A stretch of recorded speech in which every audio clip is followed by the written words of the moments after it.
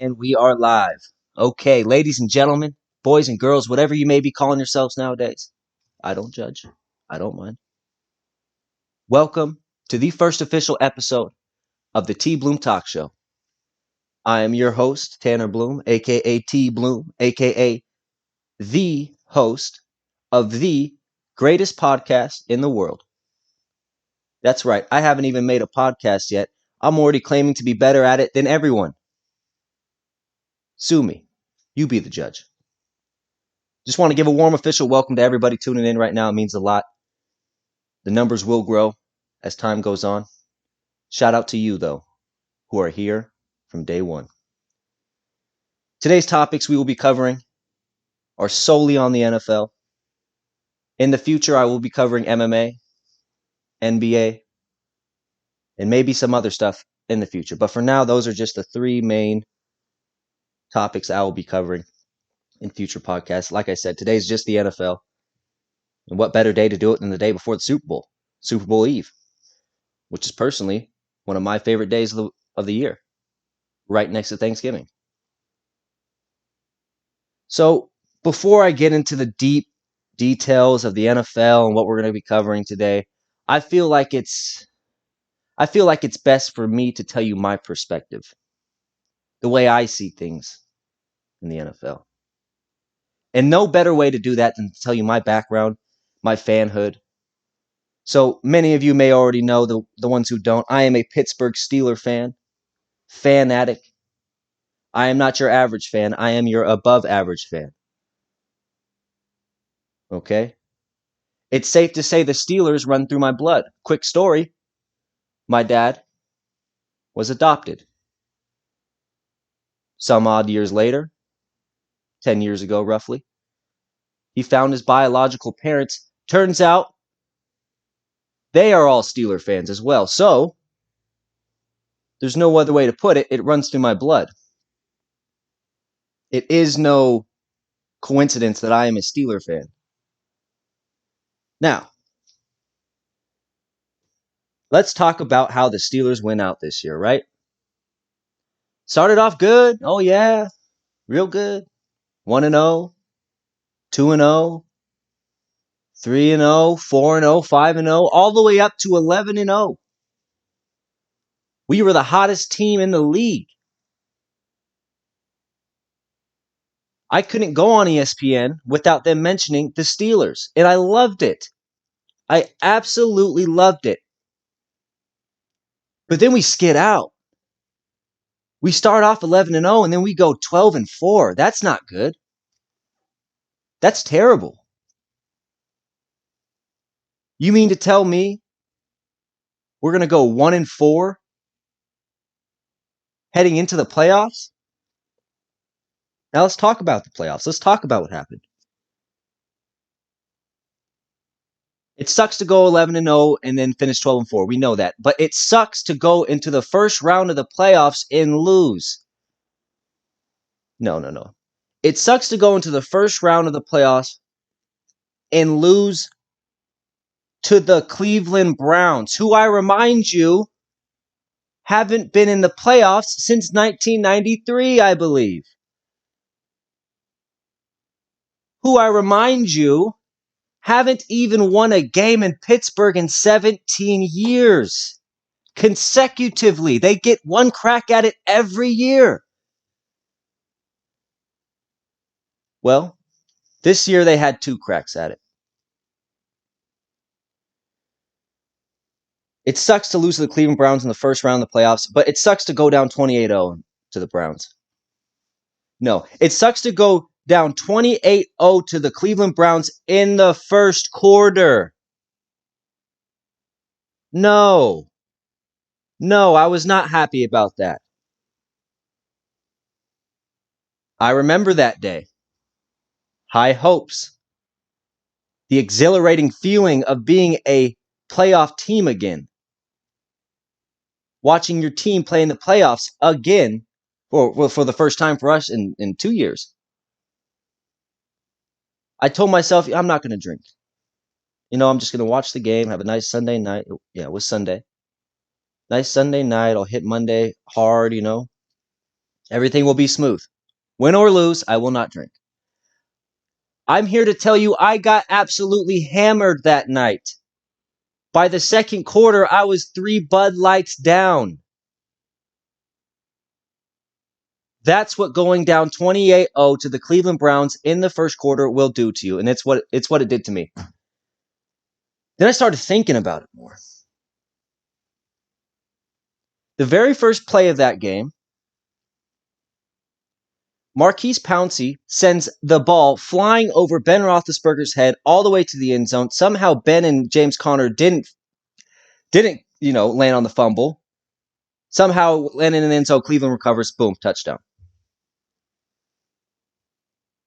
Then I started to think, when it comes to center and QB relationships and continuity and overall chemistry, it doesn't get much better than Pouncey and Roethlisberger.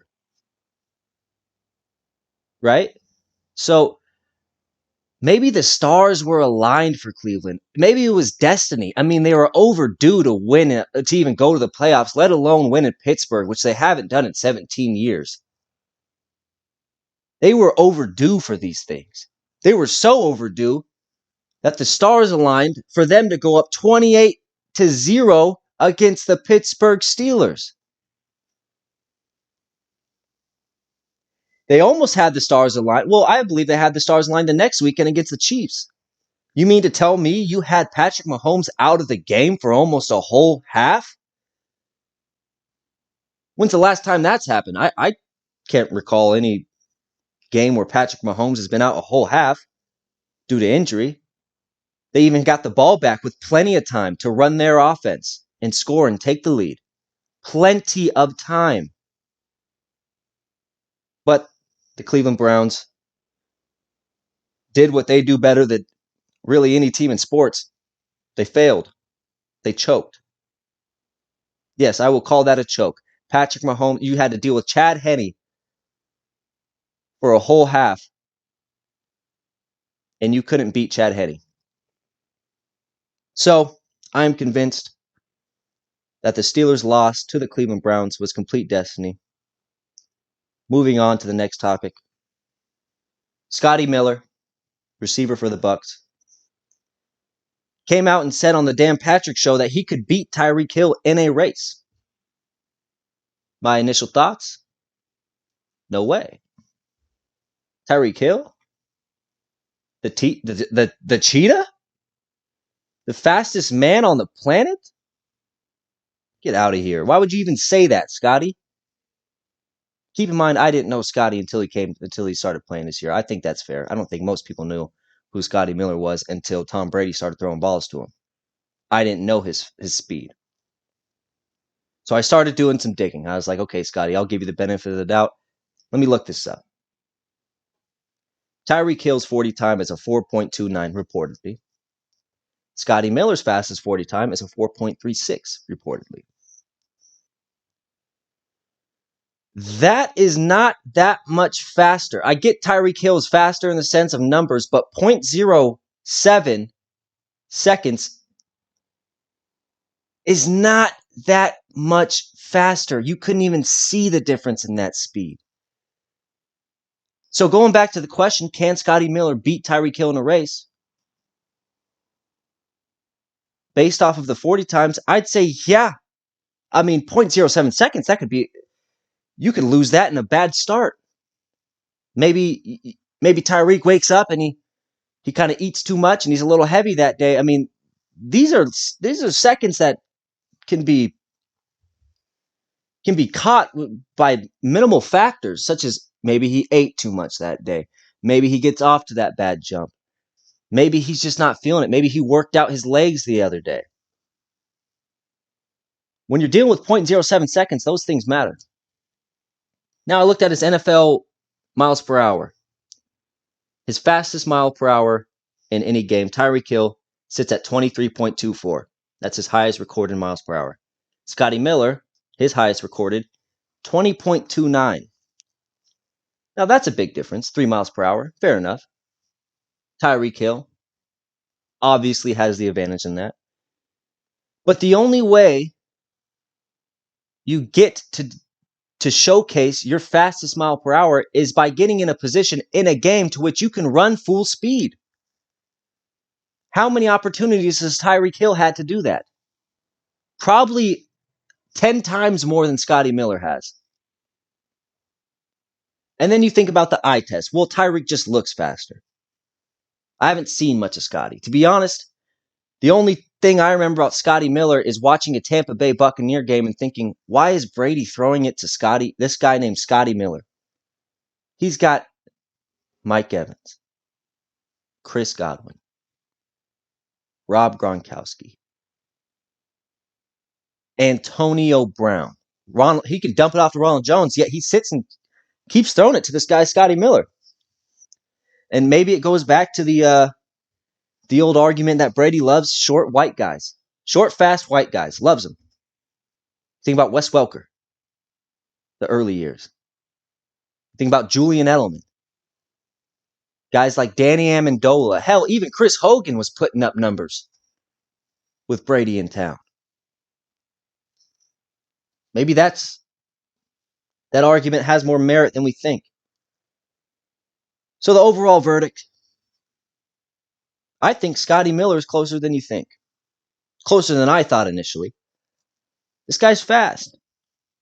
And then I also think, how long is this race? Is this a 40-yard dash or a 100-yard sprint? What are we talking here? These things matter.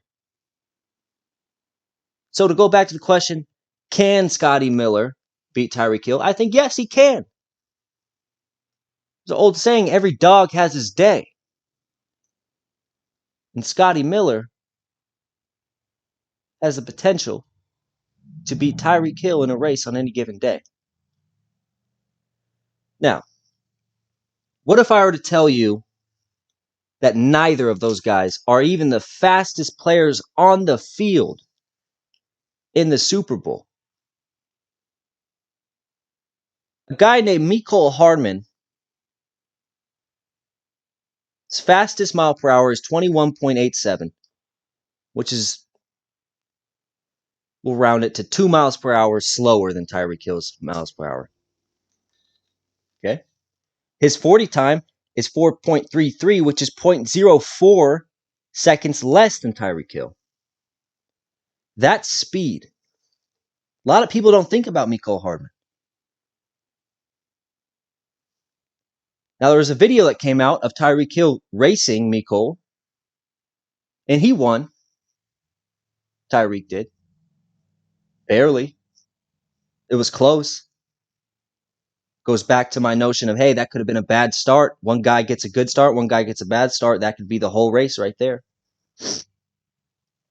Then I do some more digging on the miles per hour stat because I'm kind of iffy on that. And it turns out Leonard Fournette, who I don't think he's that fast. Call me a charlatan, if you will, but in Madden, he doesn't have necessarily the highest speed rating. His fastest mile per hour is 22.05. That's faster than Mecole Hardman. So now I think, well, what does this mean for the miles per hour stat? Does that mean it's overrated, overvalued? Do players not necessarily get the chance to display their speed on the miles per hour? I mean, what is the whole point of the miles per hour stat? I get it. It's cool to say, hey, I ran 22 miles per hour. But what does it mean when in comparison to other players?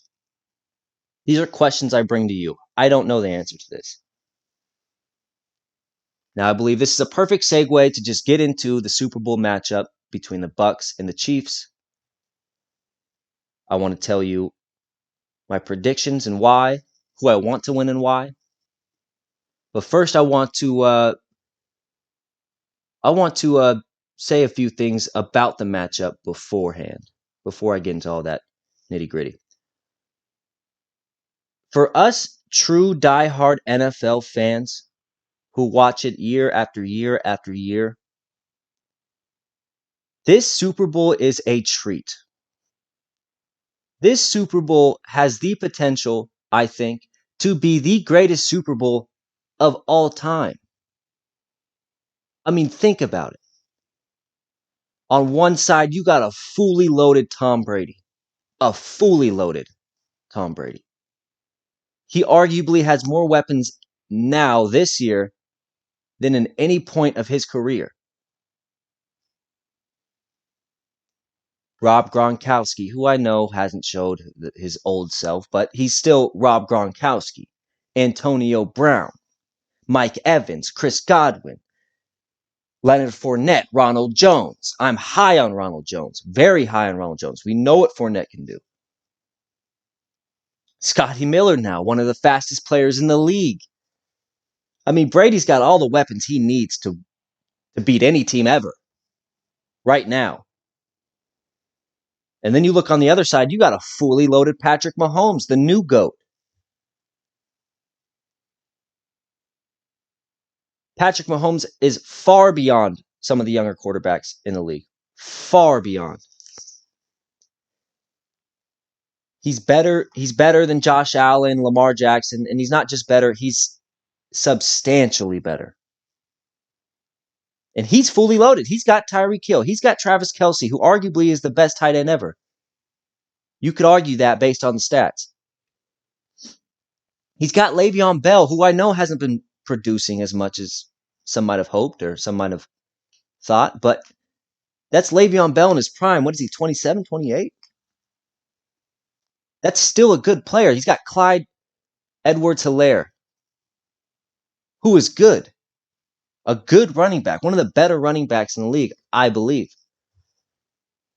Mecole Hardman, a fast receiver. I mean, these two teams are loaded with offensive talent and weapons. And these two quarterbacks have been taking advantage of it all year. So I believe we need to sit back and just be thankful for this Super Bowl matchup, as it will be one of the greatest Super Bowls, if not the greatest Super Bowls of all time. Now, who do I believe has the advantage? I think overall the advantage is Brady. One reason, Brady has more experience. This is his, 10th Super Bowl? 9th Super Bowl? I mean, he's almost played a whole regular season worth of games of Super Bowls. Anytime you're that used to being in the limelight, the spotlight, I think that gives you a little bit of an advantage. This is only Patrick Mahomes' second Super Bowl. I believe Tampa has the better defense. Tampa's defense is lightning quick. Lightning quick. Devin White is lightning quick. When you go up against the Chiefs, you need to be able to handle their speed. Tampa has what it takes to be able to handle their speed with their own speed, of course, and Devin White. That guy flies around faster than I've seen. He reminds me a lot of Ryan Shazier. Maybe that's my bias as a Steeler fan, but the way he would fly from sideline to sideline, it's crazy. And I also believe Tampa's defense is playing better right now than the Kansas City Chiefs defense. Anytime as a quarterback, you can rely on your defense to get stops, that's going to help you overall. So the advantage Brady on defense. I also believe the Tampa Bay Buccaneers have a better run game. Okay? Ronald Jones and Leonard Fournette, I believe they are going to pound the ball tough throughout the whole game. They are going to wear out that Chiefs defense and ultimately make them enclose, and then they'll pop it over the top to anybody they want. Mike Evans, Antonio Brown, you name it. And I also believe Brady has more weapons. Not saying Kansas City doesn't have weapons. I just think Brady has more. So overall, I think the advantage is Brady. Who do I hope to win? Now, this took me a while to really process. I hope the Tampa Bay Buccaneers win. I hope Brady wins, and here's why. My golden era of football. I was born in 1997. My golden age of football stems from about 2004 to about 2012. That was my childhood of football. During that time, Tom Brady was the GOAT. He was better than Peyton Manning. He was better than Drew Brees. He was better than Aaron Rodgers. He was better, I hate to say it, better than Ben Roethlisberger, better than Phillip Rivers. That's my childhood. So to me, Tom Brady's the greatest ever, and I don't want anybody to eclipse being better than Tom Brady. I don't. He's my GOAT, and I want it to stay that way. Call me selfish. That's the reason why I want Tampa Bay to win. Also, if Tom Brady wins the Super Bowl this year and shows he can do it without Bill Belichick, doesn't that take a little bit of relief off the Steelers as an organization? I mean, the Steelers struggled immensely against Brady over his career in Foxborough, New England. But maybe it wasn't so much that the organization was better than us or the coaching was better than us. Maybe it was more of the fact that Tom Brady, the anomaly, happened to be on the Patriots side.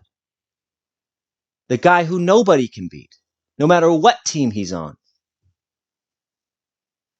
Not saying that the coaching staff of New England doesn't deserve credit. I mean, obviously they have the greatest coach ever, or one of the greatest coach ever. But maybe it wasn't so much that they had those coaches. Maybe it was more of Brady was on that team. I believe if Brady wins, it takes a little bit of relief off the Pittsburgh Steelers overall. Tony Romo made a statement. I won't quote it. He said something along the lines of, if Patrick Mahomes wins, or rather, if Patrick Mahomes doesn't win against Brady, then he will have no chance to catch Tom Brady in Super Bowls. I think that's true. If Brady wins, he'll be at 7.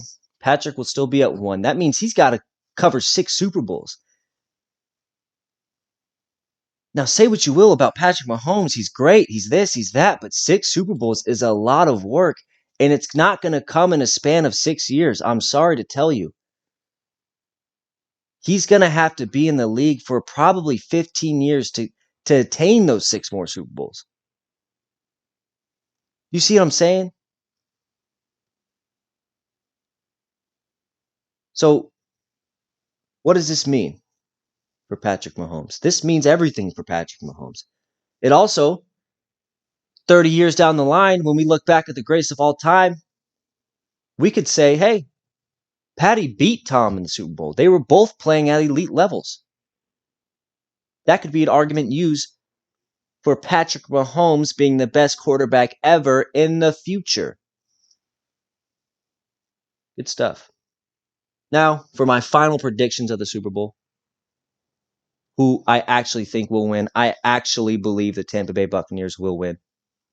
I believe it'll be 32-27 Tampa.